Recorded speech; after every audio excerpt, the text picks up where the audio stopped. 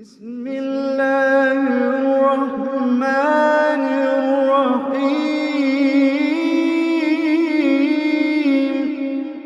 طه ما أنزلنا عليك القرآن لتشقى.